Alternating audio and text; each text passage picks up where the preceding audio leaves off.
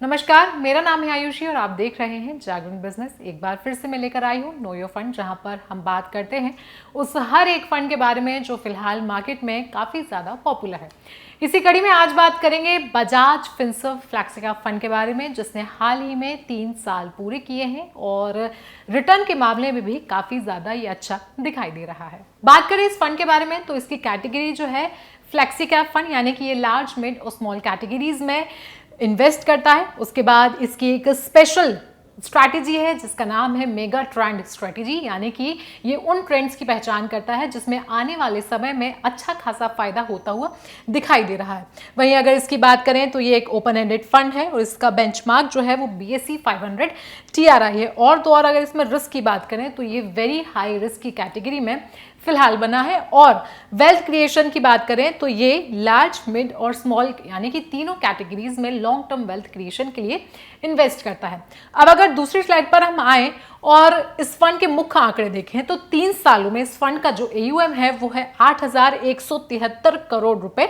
वहीं जिस समय हम इस वीडियो को रिकॉर्ड कर रहे हैं उसका NAV है 16.52 रुपए और 180 दिन के अंदर के लिए इसका एग्जिट लोड जो है वो है 1%। वहीं अगर हम इसके CAGR की बात करते हैं तो इसने अपने बेंचमार्क को काफी ज्यादा पीछे छोड़ा है। सिंस इंसेप्शन यानी कि शुरुआत से लेकर अब तक इसने 18% से ज्यादा का CAGR दिया है। वहीं इसका ट्रैक रिकॉर्ड जो 3 सालों के लिए है वो 16% प्लस है। एक साल में इसने नेट 16% का प्रॉफिट दिया है और पिछले 6 महीनों में 6% से ज्यादा का प्रॉफिट इसने दिया है। अब अगर SIP कैलकुलेशन की बात करें तो इस फंड में अगर किसी ने 5,000 रुपए हर महीने इन्वेस्ट किया होगा तो 3 सालों में उसने 6 लाख रुपए टोटल इन्वेस्ट किया होगा। और इस रिटर्न के हिसाब से अगर हम देखें जो इस फंड ने दिया है तो 1,80,000 जो कि 3 सालों में निवेश हुए हैं उनकी कीमत आज होगी 2,38,500 रुपए, यानी कि यहाँ पर अच्छा खासा फायदा होता हुआ दिखाई दे रहा है। उसके बाद अगर हम अगली स्लाइड्स पर आए और टॉप होल्डिंग्स की बात करें तो सबसे ज्यादा इसने फाइनेंशियल सर्विसेज में इन्वेस्ट किया है, जहां पर ICICI बैंक 5.60% है, HDFC बैंक 4.34%। उसके बाद आता है रिलायंस इंडस्ट्रीज जिसमें ये सेक्टर्स हैं ऑयल गैस और कंज्यूमेबल फ्यूल जिसमें 3% से ज्यादा का इन्वेस्टमेंट है। और इसी तरीके से फेडरल और डिवीज लेबोरेटरी में भी इसका अच्छा खासा इन्वेस्टमेंट दिखाई दे रहा है। अगर हम नेक्स्ट स्लाइड की बात करें तो नेक्स्ट स्लाइड में है इसकी टॉप सेक्टर एलोकेशन, जहां पर सबसे ज्यादा इसने फाइनेंशियल सर्विसेज 20% उसका इन्वेस्टमेंट है।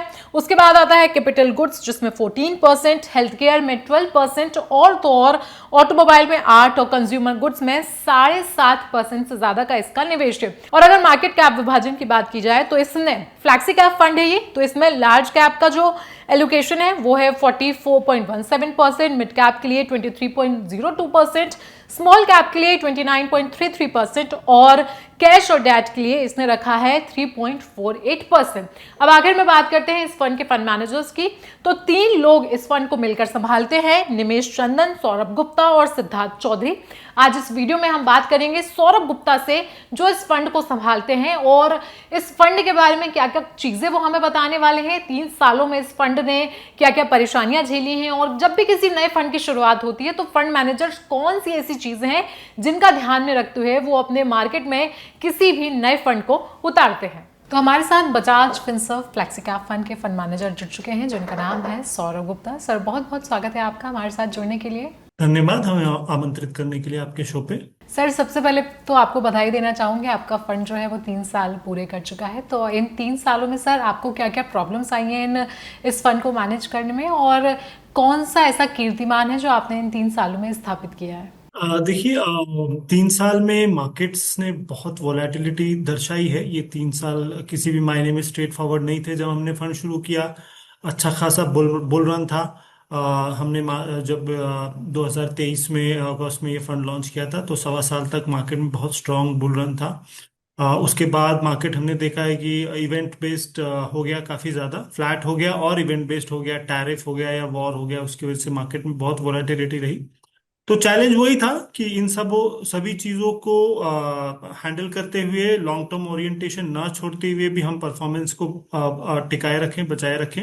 स्पेशली देखिए, किसी भी फंड में शुरू के 3 साल बहुत इंपॉर्टेंट होते हैं क्योंकि वो ट्रैक रिकॉर्ड क्रिएट होता है, लोगों का भरोसा, जिस भरोसे लोगों ने आपके फंड में पैसे लगाए हैं और 3 साल की अवधि में ये बाद वो देखेंगे कि उनके रिटर्न्स कैसे आए हैं। तो वो 3 साल का पीरियड अब खत्म हो रहा है और हमने वो ट्रैक रिकॉर्ड क्रिएट करने की कोशिश की है बेस्ड ऑन जो हमने इन्वेस्टमेंट फिलोसफी की बात की थी या मेगा ट्रेंड की बात की थी, उसके बेसिस पे हमने ट्रैक रिकॉर्ड क्रिएट किया है, वो रिफ्लेक्टेड है।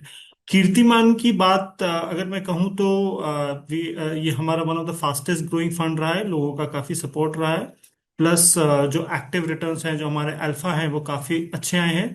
लगभग लगभग हमने 5 से 5.5% एवरी ईयर बेंचमार्क से बेटर रिटर्न जनरेट किया है फंड में, based on our mega trend strategy and our investment philosophy. तो 3 साल की जर्नी थोड़ी वॉलेटाइल थी, लेकिन हम रिटर्न्स देके आई थिंक इन्वेस्टर्स खुश होंगे।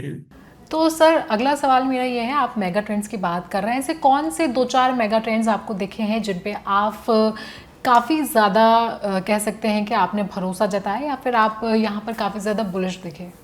देखिए, एक तो जो टेक्नोलॉजी मेगा ट्रेंड था जिसमें एआई भी आता है, वो काफी लोगों ने ये समझा कि India is not a AI play और इंडिया में इस टाइप के प्ले नहीं मिलते कि जब हम एआई को प्ले कर सकें। लेकिन बहुत अर्ली हमने ये बात को समझी कि अगर आपको एआई चाहिए, एआई डेटा सेंटर किसी भी कंट्री को क्रिएट कर रहा है, तो वहाँ पावर यूजेज बहुत ज्यादा बढ़ जाएगी।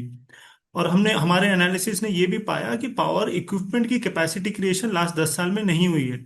तो ये एक मेगा ट्रेंड को हमने काफी अर्ली पकड़ा कि पावर इक्विपमेंट की रिक्वायरमेंट बहुत ज्यादा होगी दुनिया को, अगर वो मेगा डेटा सेंटर सेटअप होगा और एआई का प्रोलिफरेशन बहुत ज्यादा बढ़ेगा। तो वो हमने काफी सही समय पे पकड़ लिया और हमारी कुछ कंपनियों ने बहुत बेहतरीन रिटर्न्स दिए उसकी वजह से, और नंबर्स भी बहुत अच्छा है उनका इसके। ये एक बड़ा स्ट्रांग मेगा ट्रेंड हमने पकड़ा।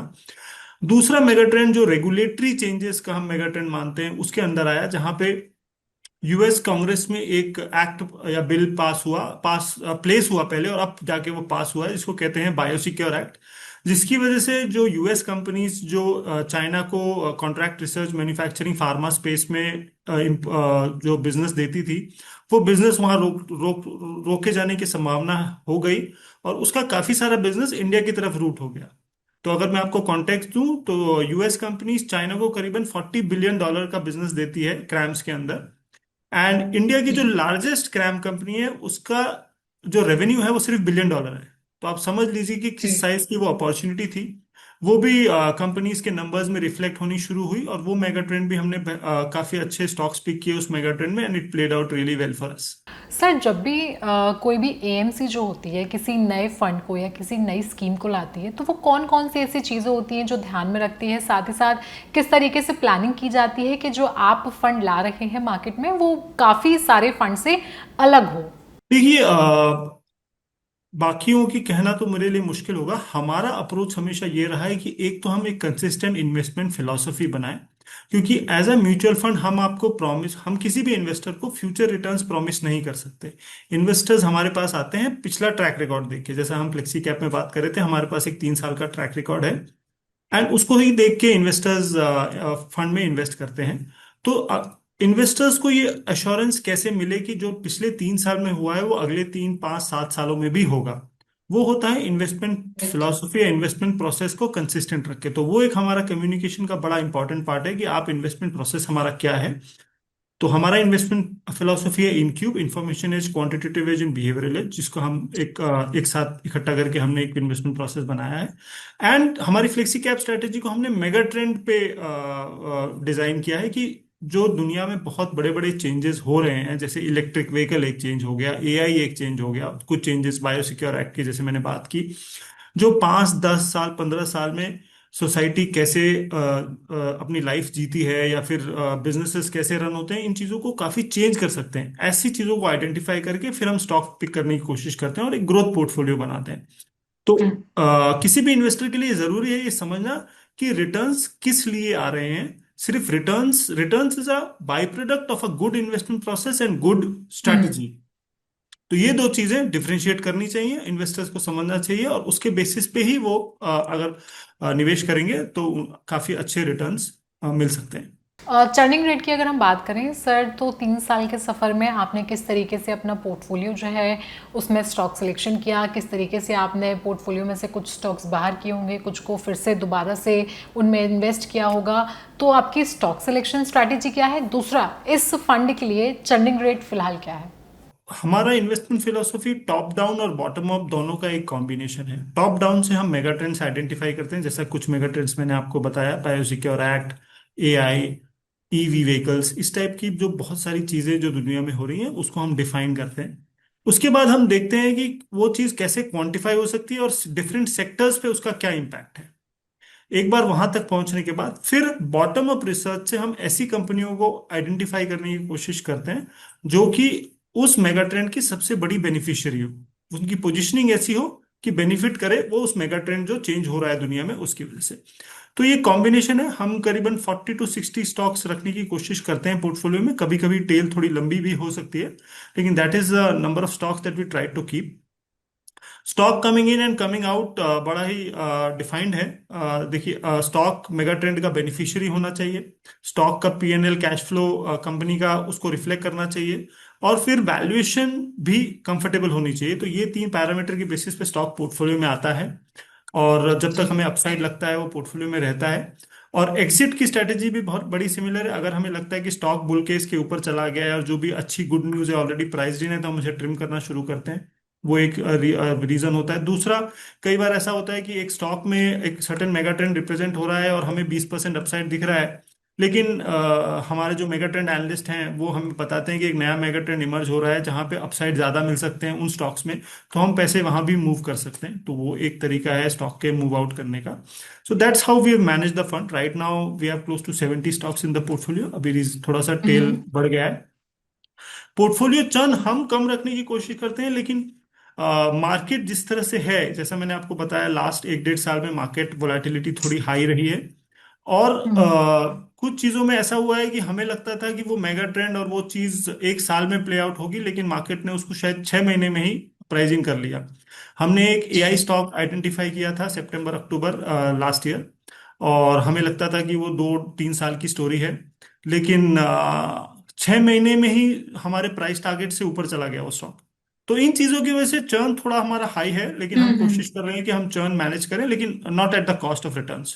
सर, अगर कोई नया इन्वेस्टर जो है वो म्यूचुअल फंड में इन्वेस्ट करना चाहता है, चाहे एसआईपी या लमसम के जरिए, तो उसे पराग पारेख या एचडीएफसी फ्लैक्सी कैप जैसे मंझे हुए खिलाड़ियों को चुनना चाहिए, या फिर कोई नया खिलाड़ी जिस तरीके से बजाज फिनसर्व है, तो नए इन्वेस्टर्स के लिए एक पुराना फंड सही रहेगा या फिर एक नया फंड सही रहेगा? पीयर ग्रुप के फंड्स के बारे में कमेंट नहीं कर पाऊंगा। मैं सिर्फ अपने फंड्स के बारे में ही बता सकता हूं, क्योंकि जो फंड हम मैनेज करते हैं डेफिनेटली हम उसी के बारे में बताएंगे। हम उनके फंड के जिस हिसाब से मैंने बताया कि हम पॉजिटिव्स बता सकते हैं।